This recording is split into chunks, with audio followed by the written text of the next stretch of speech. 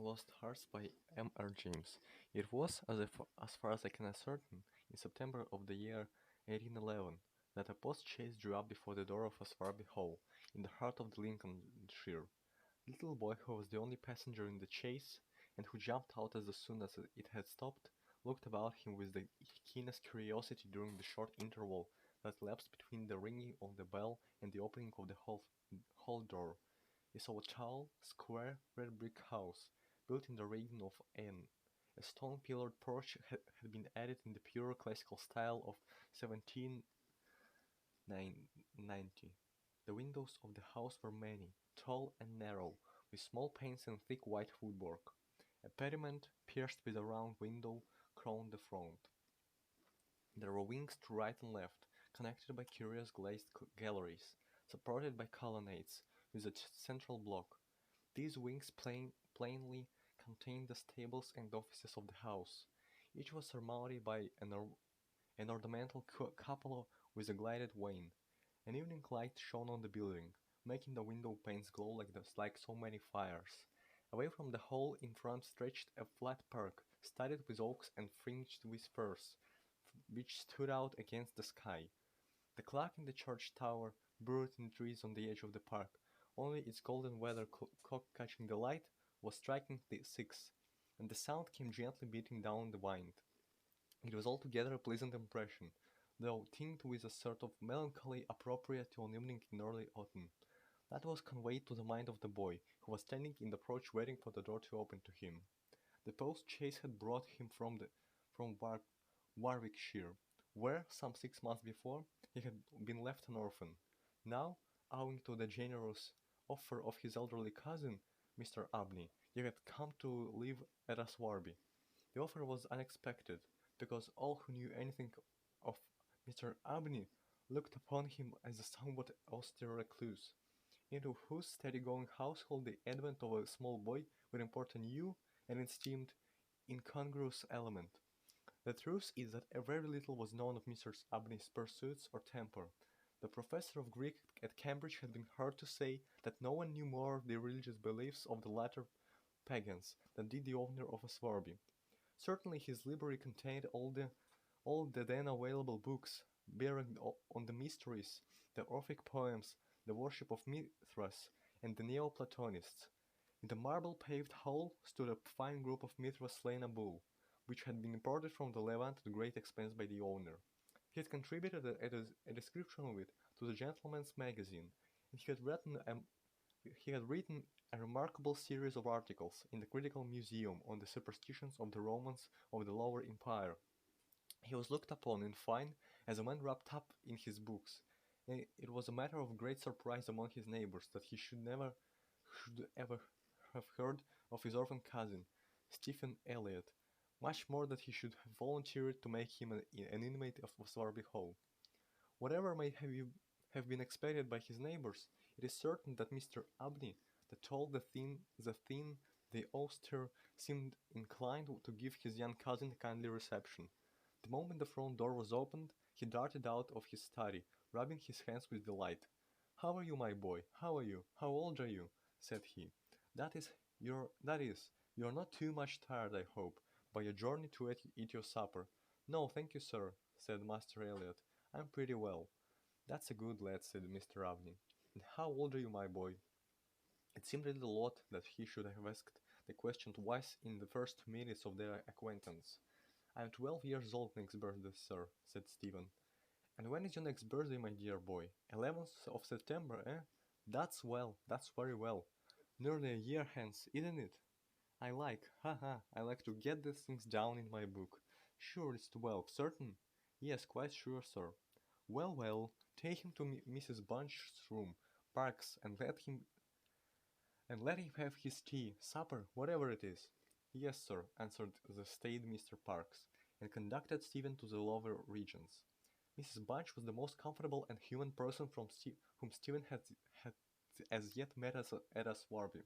She made him completely at home. They were great friends in a quarter of an hour, and great friends they remained.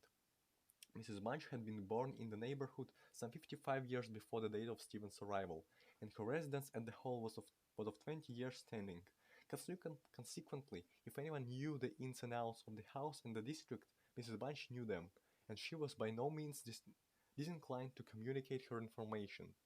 Certainly, there were plenty of things about the Hall and the Hall Gardens which Stephen, who was an adventurous and inquiring turn, was anxious to have explained to him. Who built the temple at the end of the ladder walk? Who was the old man whose picture hung on the staircase, sitting at the table, with a skull under his hand? These and many similar points were cleared up by the resources of Mrs. Bunch's powerful intellect. There were others, however, of which the explanations furnished were less satisfactory. One November evening, Stephen was sitting by the fire in the housekeeper's room, reflecting on his surroundings. "Is Mr. Abney a good man, and will he go to heaven?" he suddenly asked, with the peculiar confidence which children possess in the ability of their elders to settle these questions, the decision of which is believed to be reserved for other tribunals. "Good? Bless the child," said Mrs. Bunch. "Master's as kind a soul as ever I see.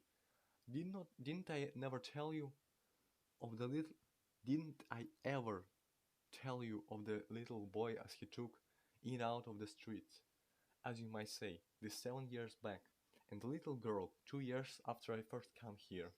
No, do tell me all about them, Mrs. Bunch. Now, this minute."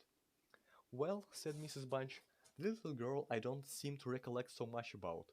I know master brought her back with him from his walk one day, and gave orders to Mrs. Ellis, as was housekeeper's then, as she should be took every care with, and the poor child hadn't no one belonging to her. She tell me so her own self. And here she lived with us a matter of 3 weeks it might be, and then, whether she were something of a gypsy in her blood or what not, but one morning she out of her bed afore any of us had opened an eye, and neither track nor yet trace of her have I set eyes on since. Master was a wonderful put about, and had all the pawns dragged, but it's my belief she was had away by them gypsies, for there was singing round the house for as much as an hour the night she went. And Parks, he declared as he heard them calling in the woods all that afternoon. Dear, dear, a hot child she was, so silent in her ways and all, but I was wonderful taken up with her, so domesticated she was, surprising." "And what about the little boy?" said Stephen. "Ah, that poor boy," sighed Mrs. Bunch. "He were a foreigner, Giovanni he called hisself, and he come a tweaking his hurdy-gurdy round and about the drive one winter day, and master at him in that minute, and asked all about where he came from, and how old he was, and how he made his way, and where was his relatives, and all as kind as heart could wish. But it went the same way with him. They're a unruly lot, them foreign nations, I do suppose, and he was off one fine morning just the same as the girl.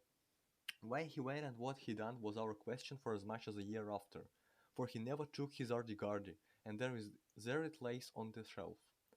The remainder of the evening was spent by Stephen in miscellaneous cross-examination of Mrs. Bunch and in efforts to extract a tune from the hurdy-gurdy. That night he had a curious dream. At the end of the passage at the top of the house, in which his bedroom was situated, there was an old disused bathroom. It was kept locked, but the upper half of the door was glazed, and, since the muslin curtains which used to hang there had long been gone, you could look in and see the lead-lined bath affixed to the wall on the right hand, with its head towards the window. On the night of which I am speaking, Stephen Elliott found himself, as he thought, looking through the glazed door. The moon was shining through the window, and he was gazing at a figure which lay in the bath. His description of what he saw reminds me of what I once beheld myself in the famous vaults of St. Michan's Church in Dublin, which possesses the horrid property of preserving corpses from decay for centuries. A figure inexpressibly thin and pathetic, of a dusty leaden color, enveloped in a shoot-like garment, the thin lips crooked into a faint and a dreadful smile, the hands pressed tightly over the region of the heart. As he looked upon it, a distant, almost inaudible moan seemed to issue from its lips, and the arms began to stir. The terror of the sight forced Stephen backwards, and he awoke to the fact that he was indeed standing on the cold boarded floor, of the passage in the full light of the moon. With a courage which I do not think can be common among boys of his age, he went to the door of the bathroom to ascertain if the figure of his dreams were really there. It was not, and he went back to bed. Mrs. Bunch was much impressed next morning by his story, and went so far as to replace the muslin curtain over the glazed door of the bathroom. Mr. Abney, moreover, to whom he confided his experiences at breakfast, was greatly interested and made notes of the matter in what he called his book.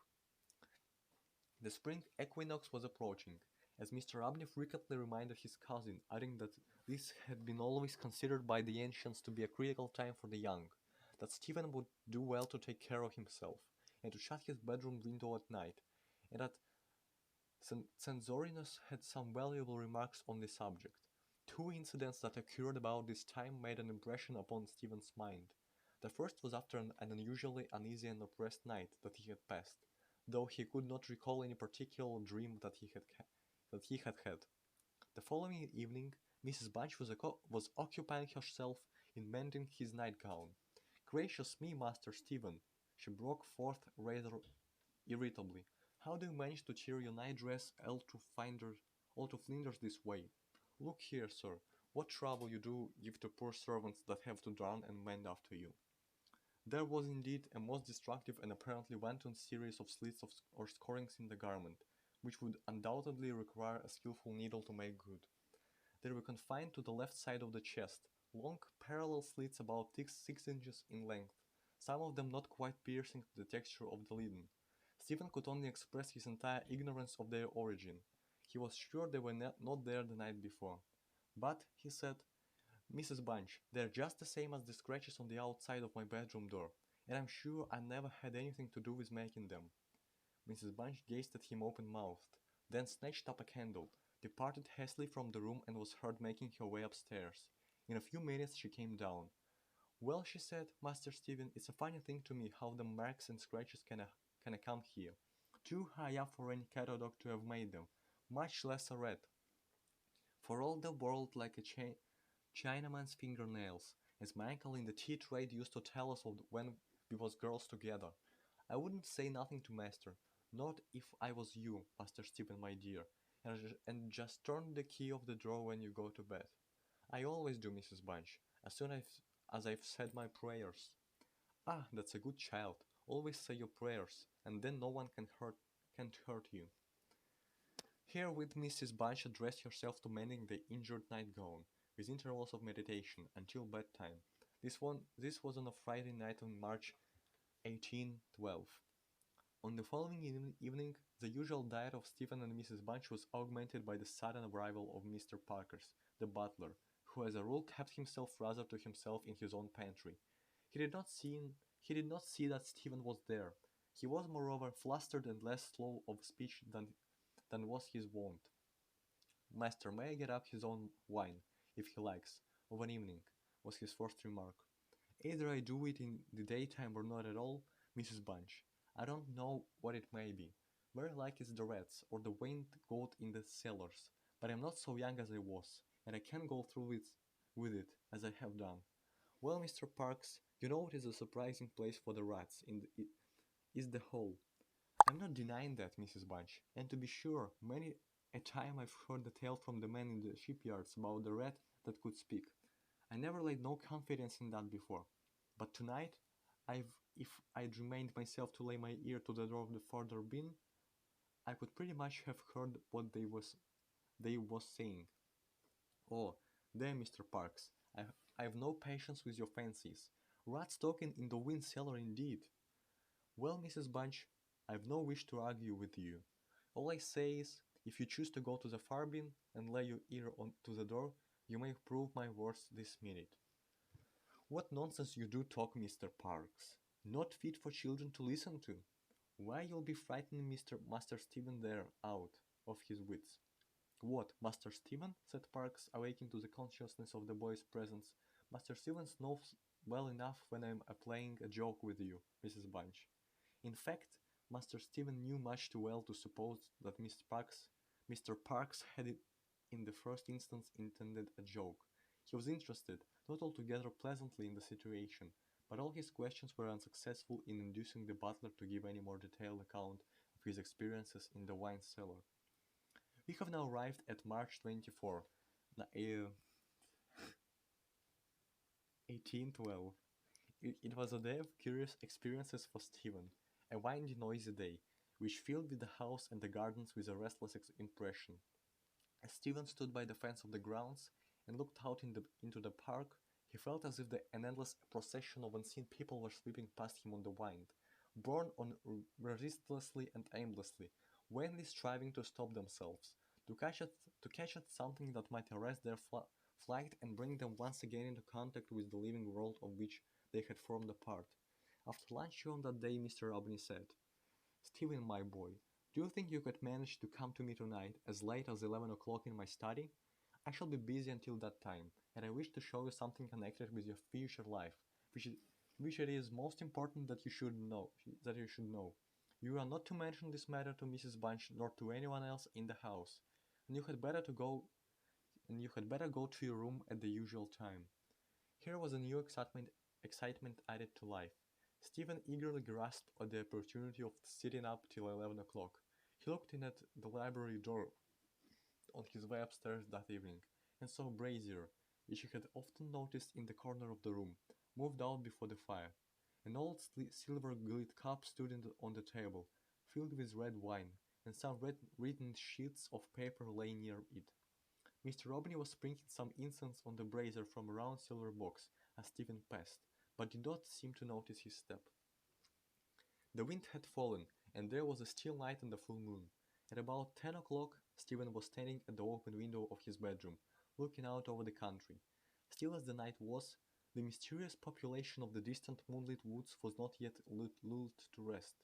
From time to time, strange cries as of lost and despairing wanderers sounded from across the mere. They might be the notes of owls or water birds, yet they did not quite resemble either sound. Were not they coming nearer? Now they sounded from the nearer side of the water, and in a few moments they seemed to be floating about among the shrubberies. Then they ceased. But just as Stephen was thinking of shutting the window and resuming his reading of Robinson Crusoe, he caught sight of two figures standing on the gravel terrace that ran along the garden side of the hall, the figures of a boy and girl, as it seemed. They stood side by side, looking up at the windows. Something in the form of the girl recalled irresistibly his dream of the figure in the bath. The boy inspired him with more acute fear. Whilst the girl stood still, half smiling, with her hands clasped over her heart, the boy, a thin shape, with black hair and ragged clothing, raised his arms in the air with an appearance of menace and of unappeasable hunger and longing. The moon shone upon his almost transparent hands, and Stephen saw that the nails were fearfully long, and that the light shone through them. As he stood with his arms thus raised, he disclosed a terrifying spectacle. On the left side of his chest there opened a black and gaping rent, and there fell upon Stephen's brain, rather than upon his ear, the impression of one of those hungry and desolate cries that he had heard resounding over the woods of Aswarby all that evening. In another moment, this um, dreadful pair had moved swiftly and noiselessly over the dry gravel, and he saw them no more. Inexpressibly frightened as he was, he determined to take his candle and go down to Mr. Robney's study, for the hour appointed for their meeting was near at hand. The study of the library opened out of the front hall on the one side, and Stephen, urged on by his terrors, did not take long in getting there. To effect an entrance was not so easy. It was not locked, he felt sure, for the key was on the outside of the door as usual. His repeated knocks produced no answer. Mr. Robney was engaged. He was speaking. What? Why did he try to cry out? And why was the cry choked in his throat? Had he too seen the mysterious children? But now everything was quiet, and the door yielded to Stephen's terrified and frantic pushing. On the table in Mr. Robney's study, certain papers were found which explained the situation to Stephen Elliott when he was of an age to understand them. The most important sentences were as follows. It was a belief very strongly and generally held by the ancients, of whose wisdom in these matters I have had such experience as induces me to place confidence in their assertions, that by enacting certain processes, which to us moderns have something of a barbaric complexion, a very remarkable enlightenment of the spiritual faculties in man may be attained. That, for example, by absorbing the personalities of a certain number of his fellow creatures, an individual may gain a complete ascendancy over those orders of spiritual beings which control the elemental forces of our universe. It is recorded of Simon Magus that he was able to fly in the air, to become invisible, or to assume any form he pleased, by the agency of the soul of a boy whom, to use the libellous phrase employed by the author of the Clementine Recognitions, he had murdered. I find it set down, moreover, with considerable detail in the writings of Hermes Trismegistus, that similar happy results may be produced by the absorption of the hearts of not less than 3 human beings below the age of 21 years. To the testing of the truth of this receipt, I have devoted the greater part of the last 20 years, selecting as the corpora vilia of my experiment such persons as could conveniently be removed without occasioning a sensible gap in society. The first step I effected by the removal of one Phoebe Stanley, a girl of gypsy extraction, on March 24, 1792. The second, by the removal of a wandering Italian lad, named Giovanni Paoli, on the night of March 23, 1805. The final victim, to employ a word repugnant in the highest degree to my feelings, must be my cousin, Stephen Elliott. His day must be this, March 24, 1812. The best means of effecting the required absorption is to remove the heart from the living subject, to reduce it to ashes, and to mingle them with about a pint of some red wine, preferably port. The remains of the first 2 subjects, at least, it will be well to conceal. A disused bathroom or wine cellar will be found convenient for such a purpose. Some annoyance may be experienced from the psychic portion of the subjects, which popular language dignifies with the name of ghosts.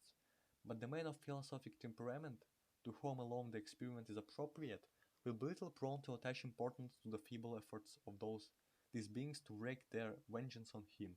I contemplate with the liveliest satisfaction the enlarged and emancipated existence with which the experiment, if successful, will confer on me, not only placing me beyond the reach of human justice, so called, but eliminating to a great extent the prospect of death itself. Mr. Aubney was found in his chair, his head thrown back, his face stamped with an expression of rage, fright, and mortal pain. In his left side was a terrible, lacerated wound, exposing the heart. There was no blood on his hands, and the long knife that lay on the table was perfectly clean. A savage wild cat might have inflicted the injuries. The window of the study was open, and it was the opinion of the coroner that Mr. Aubney had met his death by the agency of some wild creature. But Stephen Elliott's study of the papers I have quoted led him to a very different conclusion.